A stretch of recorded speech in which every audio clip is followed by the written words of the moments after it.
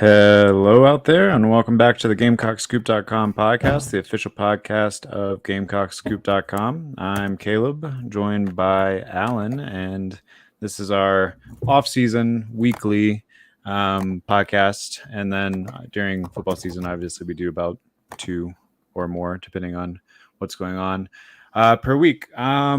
So let's talk a little recruiting, and then we actually do have some football to talk about. Spring practice is just around the corner. As far as recruiting goes, I don't have a ton of updates because, like I mentioned last week, the dead period just ended, and then South Carolina was on spring break. So there weren't going to be any visitors to an empty campus. But I am starting to get a list of visitors coming in the end of the month in April. We'll start updating GamecockScoop.com and the Insiders Forum on all of that. And yeah, I mean, that's pretty much it right now. There was a basketball note, 2024 5-star guard Cam Scott was on campus for the win over Georgia, the senior day win last week. So that's always good news. My feel right there is it's going to be really hard to get him to stay home. Most of the time I've heard him talking. It's been praising Auburn and Bruce Pearl and all those sorts of things. But I mean, it's good that he's still showing up. Obviously he's from Lexington, so he's right down the street. So maybe you can get that home pull angle. And also I think it's probably gotten a little easier because Gigi Jackson has finished the season so strongly. I think if that would have completely gone off the rails, it would have made it that much more difficult because it's very easy to negatively recruit. Look what happened when the 5-star in-state guy stayed home. But it seems like that's kind of corrected itself in a lot of ways. So, yeah, we'll keep you posted on that. It doesn't sound like he's like about to make a decision tomorrow or anything. So still some time there. Another quick basketball recruiting note. The transfer portal window is about to open. I know that Lamont Paris is already talking to some folks that season have ended. A guy from the Citadel, a guy from Wofford. We'll obviously keep you in the loop as those materialize into something more stable. And then, yeah, when the actual portal window opens, it's going to be kind of crazy because a lot of schools will still be playing in their tournaments. So obviously anyone on those teams, like a backup or whatever, is probably not going to jump ship in the middle of a tournament run. So it'll be kind of a weird it's window. Going to be, you've got Selection Sunday on Sunday night. They'll be down to 68 teams in, and I guess also 32 in the NIT. Although guys are likely to jump during that. And then as teams get knocked off the board, as the tournament starts, as it goes on, you're going to see more and more names pop up in the portal as more and more teams get eliminated. So just keep an eye on that through next week and the week after. Like Caleb said, some of the guys from the SoCon, that conference tournament's already over. So everybody but, I guess, Furman, those guys can go in the portal now. They're having an impact their seasons. It's going to just be a weird kind of trickles thing as these next couple of weeks go on. Yeah, and we'll talk about it a little bit more in basketball, but I'm not saying that you can't pull any of those SoCon guys. Obviously, Hayden Brown worked out pretty well this year, but you're going to need to get some splashier names, I think, if this is going to turn around within a season. Some guys that have played some Power 5 basketball or Power 6 in basketball, I guess. But but we'll talk about that when we get to basketball here in a second. Let's talk football a little bit. So a couple things are going on in the football world as everything slowly starts to wake back up. February was a little bit sleepy for football, which honestly kind of nice for a minute. But spring football is right around the corner. I know last week you got to talk to all the transfers and Shane Beamer and kind of a spring preview / transfer press conference. Anything kind of notable come out of that? Yeah, a couple injury updates that I think you always have to start with. Beamer said they don't expect Tonka Hemingway or Kason Henry, so that's a defensive tackle and an offensive tackle, to be available for spring ball. He said both guys had surgery last month, didn't specify what, but he said he expects them to both to be ready for summer workouts. He said Mo Kaba and Jordan Strawn, those are, of course, a linebacker, defensive end who tore their ACLs in week 2 last year. So they shouldn't do much in spring ball, but the rehab is going great. And then another guy who got hurt in the middle of last year and missed the season, David Spalding. Beamer said he is, quote, more likely to be in spring ball than Kaba or Strawn, but he wouldn't say for sure either way. And then since we last were on here, Lavoisier Carroll, running back, retired from football. So that running back room's looking pretty thin now. Yeah, we were just like looking at the roster right before this started and trying to figure out who is on scholarship at the running back position. So you got Mario Anderson, of course, who's coming up from Newberry. He'll be a one and done redshirt senior graduate transfer. And you have Juju McDowell, obviously. And then we discovered that Dante Turbo Miller is also still on the roster. I think he was on scholarship. But obviously he's just been playing special teams primarily. So yeah, pretty thin in that running back room. That football transfer portal opens back up on May 1st. It's a 15-day window, 1st through the 15th. They're going to need a running back in the portal. I think that kind of goes without saying at this point. Yeah, and we're expecting that to be a target. We're expecting edge to be a target. Although getting Strawn back will go a long way there.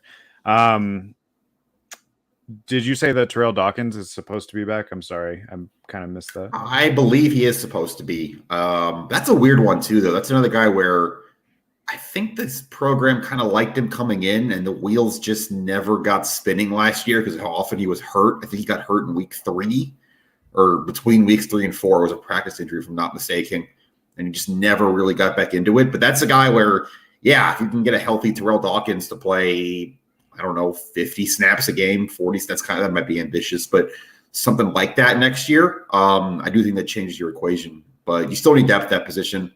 Yeah, definitely. Those of you that don't know who he was because he didn't really play last year, yeah, exactly.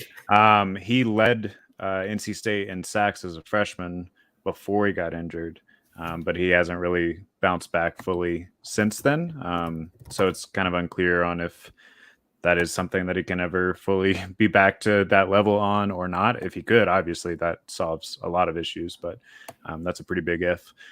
Speaking of Mokaba, tomorrow, Pauline is doing a exclusive interview with Mokaba. It's Mokaba Week on GamecockScoop.com. Go check out some of his merch. He has like a brand that he sells t-shirts and all that sort of stuff on. If you check out Gamecock Scoop on Instagram and on Twitter, we put links to all of that stuff in the last couple of days.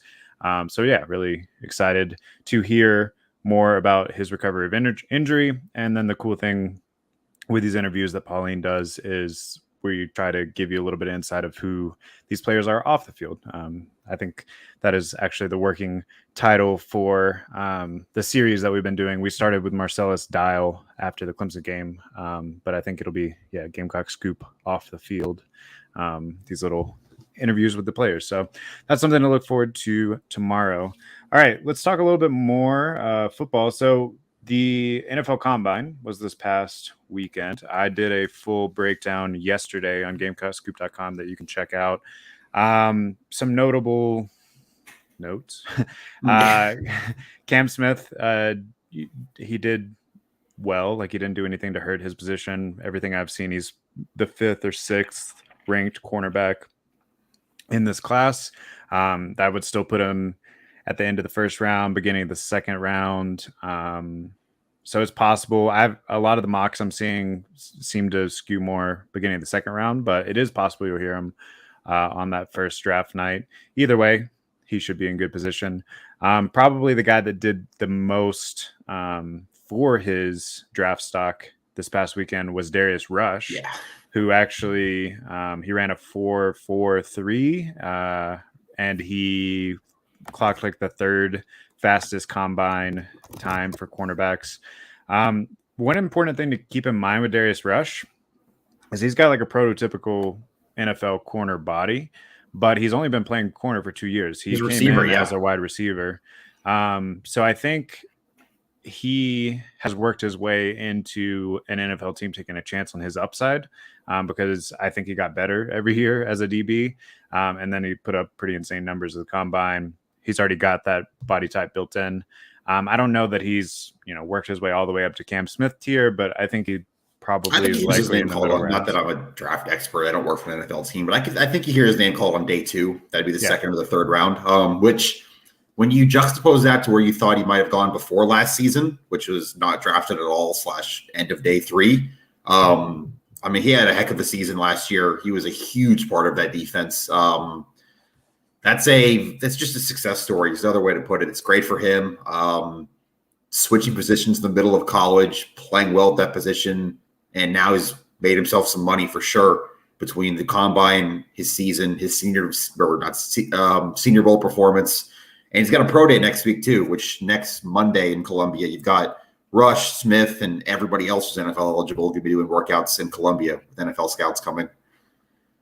Yeah, and I don't have the actual numbers pulled up in front of me, but a couple other things I remember noting. Zach Pickens didn't do quite as good on the bench press, which is one of the few strength things that they measure.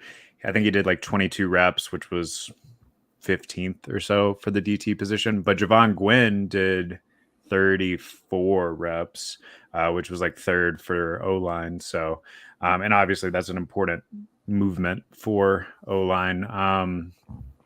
It seems like they're still projecting him as sort of a backup offensive lineman, but I mean, it wouldn't surprise me if he played his way to being a starter in the NFL, mostly just because of his work ethic, his leadership ability, and that strength. Although I think he's maybe slightly slower than, prototypical starters in the NFL. Either way, he should get drafted. Pretty much all of them should get drafted. Everyone that participated in the combine, except for maybe Jalen Brooks, will be on the borderline. He ran the slowest. His time was ran the slowest 40 time of wide receivers. Ooh.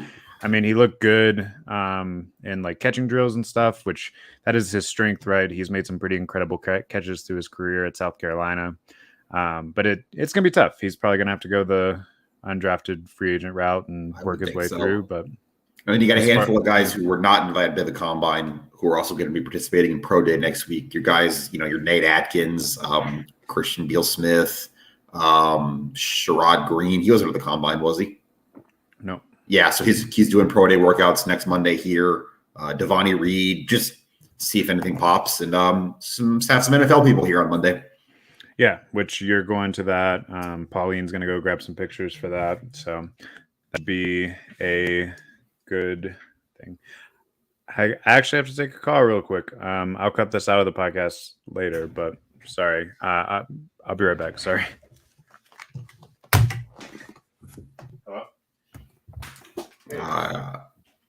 I would hope that's not an emergency, but yeah, well, Caleb's hopefully not dealing with anything important. That's about what we have for football right now. Obviously, we're going to keep you guys all updated on everything. GamecockScoop.com. Spring ball starts the day after Pro Day next week. That is March 14th. That is a 14 practices plus a spring game circuit.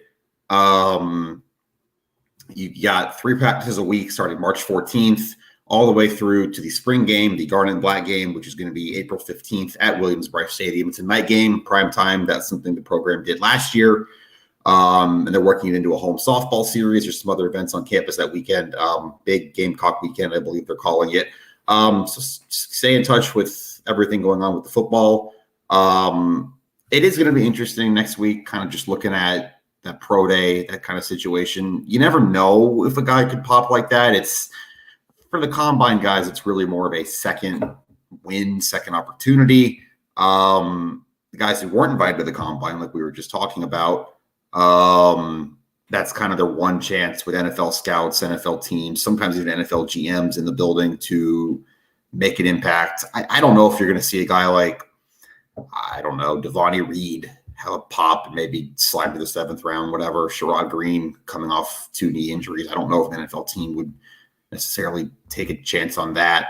But yeah, it's kind of that time we're getting into spring ball. And then after spring ball, that's when your transfer portal is going to open again. We do think South Carolina is going to need running back and edge. There's still some questions about the rest of the quarterback room after Spencer Rattler and Luke Doty. Not sure who that 3rd quarterback's going to be, who that 4th quarterback's going to be, where that leaves the rest of them, especially with a guy like Benoit Sellers coming into the portal. Yeah, it's going to be interesting month spring circuit here. Yeah.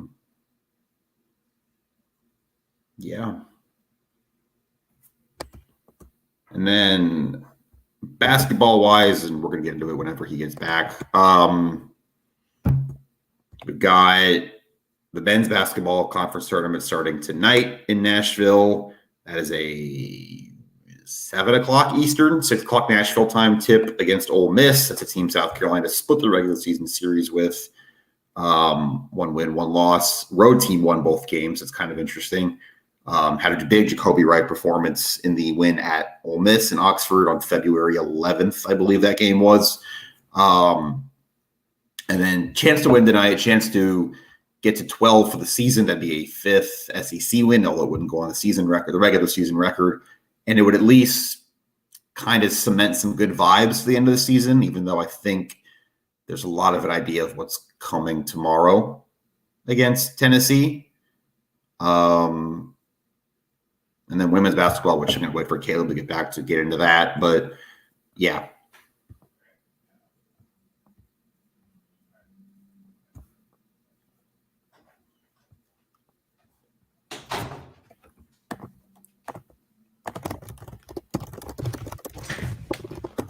Well, we still have one watching. Did you guys just watch an empty chair for a minute? Anyway, sorry about that. Yeah, I'll cut all of that out. Multiple hats all the time. Okay, what were we talking about? And then I'll... Yeah, I riffed a little bit on spring ball, but okay, you can go back to that. Yeah, so what have you already said? I just said, looking into this 15 practices, which is 14 practices plus a spring game, starts March 14th, 3 a week, a little bit of access to that, not every practice, but some, and just kind of what you're looking for and looking forward to seeing. And I mentioned the quarterbacks. I'm looking at the rest of that depth chart is kind of one thing I'm questioning or keeping an eye on. Rattler, obviously, Doty, obviously. Who's QB3? Who's QB4? What does that mean for the people who aren't QB3 and 4 with the portal reopening in May? And I don't know, do you get any Lenore Sellers action? Yeah. And the interest, I don't know if you've seen some of the winter workout stuff, but Lenore Sellers just squatted 500 something pounds. He went up 150 pounds in a few months or whatever. So his potential is through the roof. It's going to be really interesting to see how they utilize him, if they try to utilize him at all as a freshman in a wildcat sort of scenario. I mean, you still got DeCarrion Joyner too, so that'll be really, really interesting. I think I'm most excited to see the edge position, the newcomers primarily. Well, newcomer, I guess, at the edge position. Did you update the suspensions, by the way? Because I know that Shane Beamer did mention. Oh, yeah. He just said those guys are not currently with the team. That would be Montague Rames, Cameron Upshaw, and Anthony Rose, who, of course, were, I guess, 2 of them got arrested and 1 didn't on February 2nd, January 31st, something like that. Beamer said they're not with the team still. Not going to be. I can pull up the exact quote. But yeah. No, that's fine. So yeah, I would have said Rams, obviously, but he won't be there. Sorry, they're still part of our team. They're still not part of our team. Still suspended. None of the 3 are currently with us. We don't anticipate them being back with us at any point in the near future. That's Beamer as of 6 days ago. There you go. I would say the other edge players, though, Desmond Umeozulu, I'm looking to see how he develops. We just talked about Terrell Dawkins. I mean, if he is healthy and out there, that would be great to kind of see how he's slotting in right now. And then you got Tyreek Johnson and Brian Thomas Jr., who are going to be relied upon pretty much no matter what, in a way that they have not been relied upon up until this point. Tyreek Johnson has the right size to be a starter edge. 6'3", 270 is what he's listed on the spring roster right now. But he never really has fully put it together, at least enough to compete into a sizable role there. If he's going to turn it on, now would be a really good time. So yeah, I'm definitely interested to see the edge position. What else are you looking for as we head to spring? Corner, really. You're losing. We just talked about it with the combine stuff. You're losing Cam Smith. You're losing Darius Rush. Marcellus Dial is going to be quarterback or cornerback one. Who else is playing? How do they look? Especially because I think if you're just talking about matchups, you definitely would skew. If you're watching corner versus receiver on this team, you're definitely skewing receiver, right? In terms of scrimmages, practices, whatever. How does a guy like O'Donnell Fortune look trying to cover, I don't know, Trey Knox? You know what I mean? Like, if you assume it doesn't work like this, they move guys around. But if you're thinking about a spring game scenario where you've got probably Marcellus Dial and Antoine Wells 1v1, and then you're looking at, I don't know, Fortune and Knox, like, I don't really, you don't have Anthony Rose anymore. That was the guy who played the bowl game and you kind of thought was sneaking up your cornerback depth chart a little bit. Who else is filling in there? Kawhi Banks, he played most of them special teams last year, but is that a guy that's going to get snaps at corner this year? A healthy David Spalding helps, but he's probably going to play nickel more, especially with Cam Smith gone now. They were kind of splitting that last year before Spalding got hurt. Who's playing corner? Yeah, you also got Keenan Nelson Jr., Yep. Who's possibly going to get some play there. And then, yeah, I mean, are you keeping Emin Wari and DQ Smith both at safety? Is it possible that you're going to move those guys around at all? I mean, I feel like I wouldn't mess with that. Yeah, they're pretty much going to be a really good force back there, I think. But and then, yeah, you got, I mean, really the whole there's a lot of areas on defense that are going to be interesting to see how they play out, right? You got Grayson Howard coming in. You got Muhammad Kaba that we spoke about earlier coming back from an injury. You got Stone Blanton, who we think still has upside at linebacker, but didn't necessarily fully perform the way you would have wanted as a freshman. And then you have a transfer from Auburn. I can't think of his name right off the top of my head right now. Not all. I'm thinking of Jaron Willis. Yeah, that's it. Jaron Willis. Yeah. Oh, you're right. Ole Miss, who was rated highly out of high school, but pretty much sat behind some better older players at Ole Miss last year. So yeah, the linebacker position, and then we talked about it at the beginning, but the running back room is, I mean, I guess there's not much to watch except for how Mario Anderson performs with this step up. Does he look like he can be an every down back, or at least heavily relied upon, 50-50 split with Juju McDowell, whatever? I don't think you can even do that, honestly. Yeah. I don't. These are conversations to be had through spring ball in the summer, but Juju McDowell at his size, I don't think is even a 50% or a 50% of the carries running back in the SEC. I just don't. At least not between the tackles. Yeah, it would be tough. I mean, you think of like examples of someone that size that has made it work before. Like I would think back to like Dexter McCluster. Yeah, that's a good one. But again, he was kind of a one tackle down and he's going down. If you can find a hole, obviously. Quince Rogers, I think he was at Oregon State. He made the NFL, I think 5'6". That's another one, but yeah. So it's gonna be tough. But like I said, we think that they'll probably go after running back in the portal. If there are any edges available, they'll go after edge in the portal. We also have talked about the idea that Tonka Hemingway could spend a little bit more time on the edge this season. He's hurt though. Yeah, we won't see it in the spring, obviously, but. So yeah, I'm looking forward to reading some of those practice reports. We posted the full schedule on GamecockScoop.com earlier this week. But you have pretty steady media availability.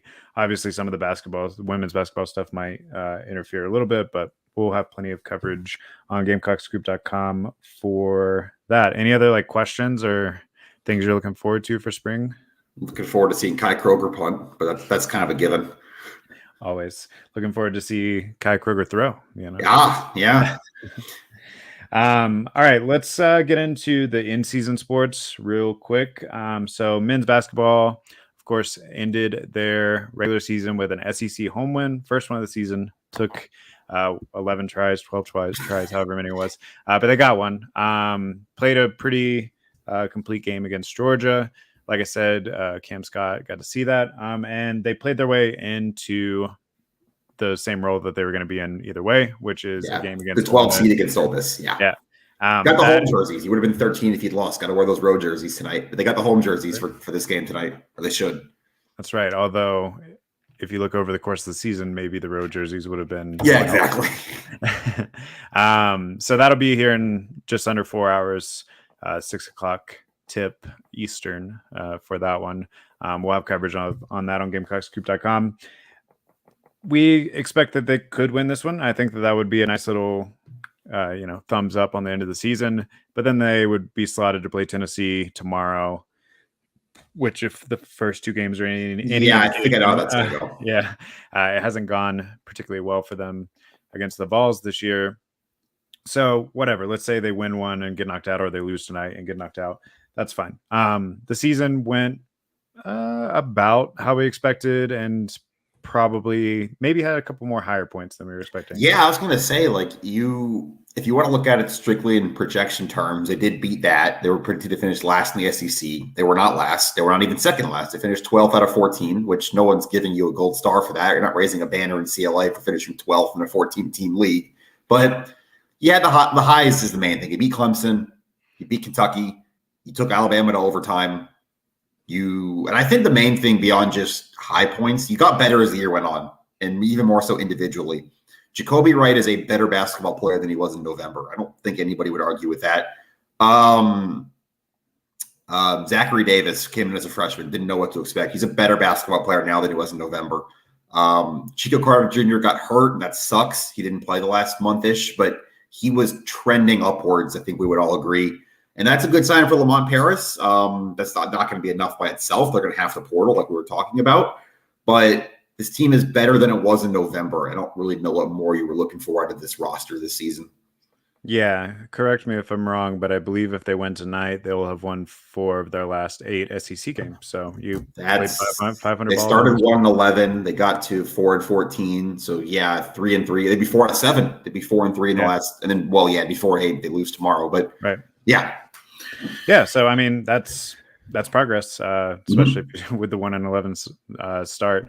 The real question though is like, what's next? Like, maybe is there a world where you see GG Jackson sticking around, or is he off to the NBA? It's next week's problem. Right. That portal opens Monday. I don't think he's going to portal. He could. No, I also don't expect him back here. NBA. So I think he's going to the NBA. We talked about it last week. There's no need to belabor the point. So there's actual information to talk about, but he's still a first-round pick, I think. I would expect him gone, but we'll know for sure at some point. Maybe next week, as early as next week, possibly. Yeah, if somehow you get him back, which I do think there are some arguments to be made that he could improve his draft stock to a lottery pick. He would mature one more year, become even more of a local legend, whatever. But if you somehow get him back, then your starting blocks for next year are much better than they were going into this year. But I think either way, you're going to have to hit the portal. You don't, question. You have Colin Murray Boyles and Arden Conyers coming in. They are fine. It's kind of similar to the freshmen that came in this year. I think Braden Davis proved that he can play in the SEC at this level. Davis, you're thinking football again. I know. I get them confused every time. Zachary Davis. 2 freshman Davises the programs right now. And Daniel Hankins Samford, did not jury's play still out. Jury's still out on him. But either way, I think you're going to have to hit the portal. I think you have to hit the portal harder than you did last year, or more successfully than you did last year. Like I said, right now they're looking at the SoCon, but that doesn't mean that that's going to be the end all be all of what they look at. I think you get Michi Johnson back. That'd be great. I think you get Abrima Deba back from Forgot about that. Yeah, it's a good point. Another ball handler. He was expected to be another lengthy guy that's got a good bit of variance on offense. Honestly, I think he would have made a pretty big difference this year. So if you get him back, Jacoby Wright, like you said, Josh Gray, I thought played much better down the stretch of the season. He's still got some room to grow, but and that's some decent building blocks. But I still think there's no way that you have much better success next season. No, you need more. You need more talent. It's kind of not to make it too obvious. You need more talent. It is what it is.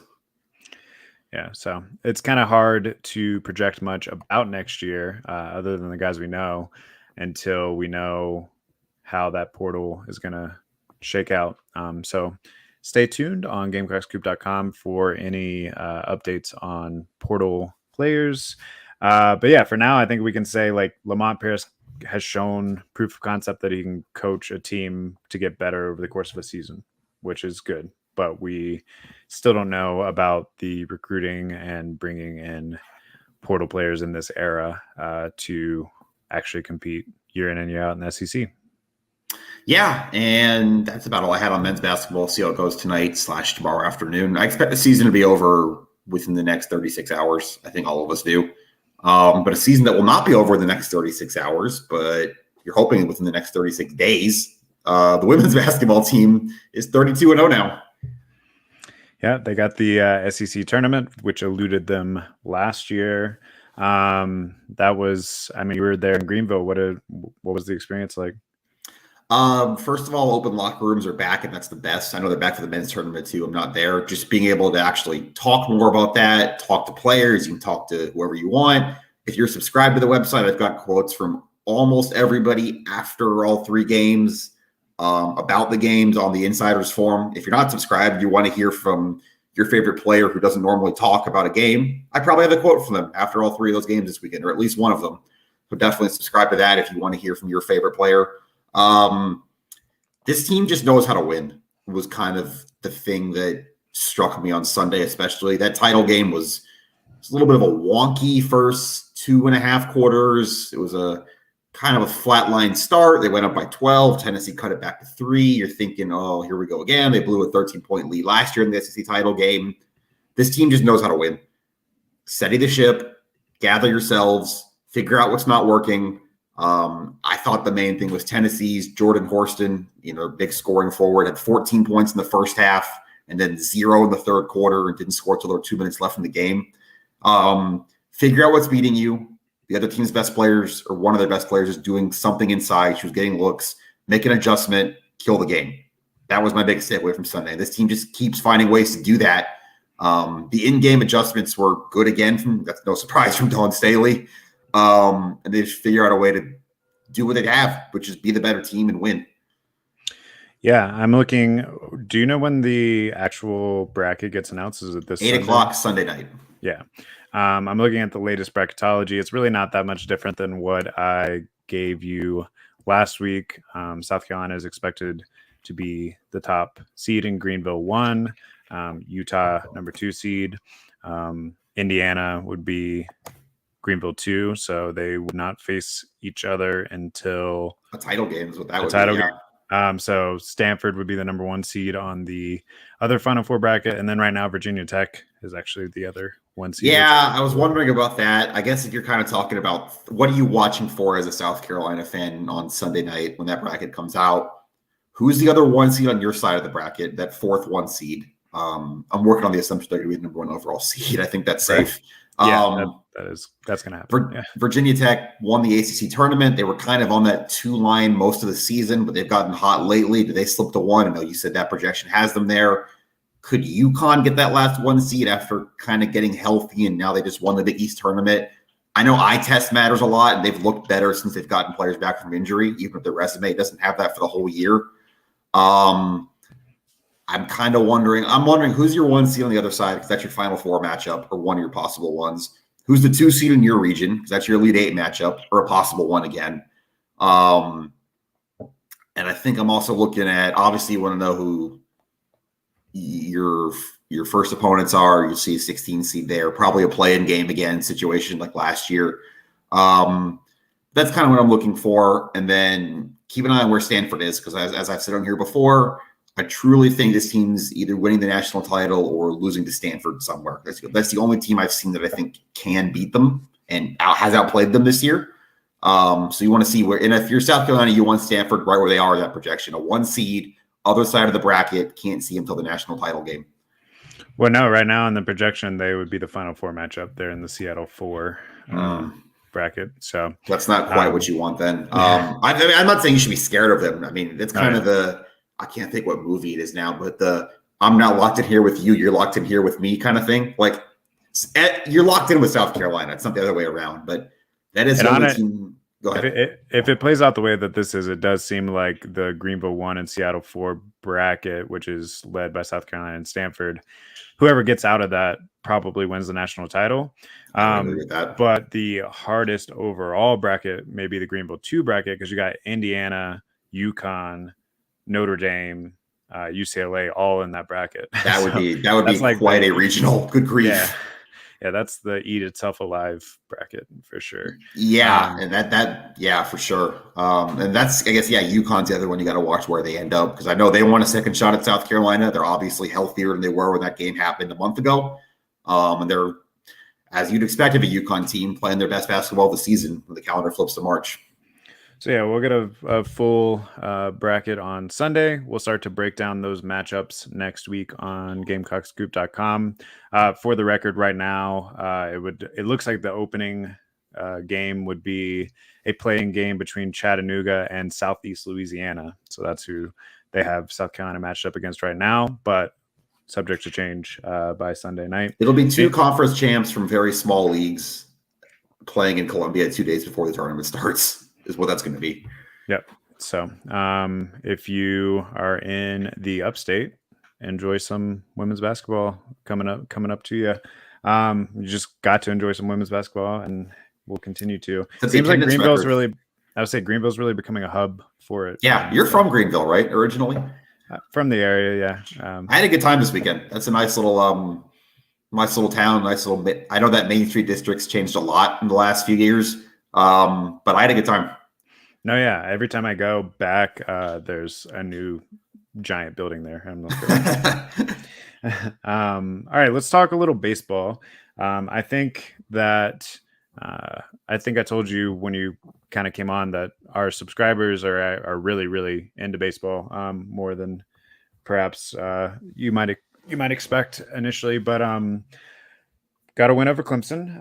That rounds out the Big Four sweep of the Palmetto series. So South Carolina won during this academic year: football, men's basketball, women's basketball, and now baseball. Got 2 out of 3, like you said. The only, I guess, concern was Will Sanders looked a little shaky, but that's going to happen sometimes. I expect him to get back into form, and most of his series to start off on a better foot than that. I think one of your takeaways, though, is that you kind of have 4 worthy starters for the weekend. On Sunday, obviously, you had Jack Mahoney, who was coming back from an injury. Out there, he was fine. He pitched 4 innings, I believe. And then you had, what's his name? Came off the bench. James Hicks. James Hicks, sorry. Yeah. James Hicks came off the bench and was like lights out once he came in.